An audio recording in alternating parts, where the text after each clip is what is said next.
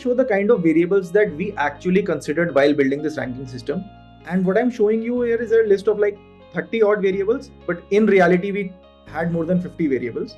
Now, the variables were categorized in 4 categories. One was the hotel relevant variables, the customer relevant variables, the experience relevant variables, and finance and business facing variables. So I'll just quickly go through the list.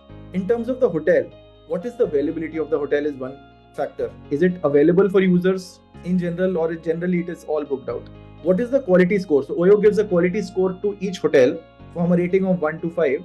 How good is the hotel in the company's perspective? What are the kind of amenities that a hotel provides, right? Some of the hotels provide you with probably way better toiletries. Some of the budget hotels do not provide that, right?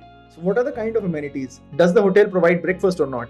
What are the kind of images and descriptions that are available for the hotel with OYO? Because those are very good variables or factors for the customer to decide.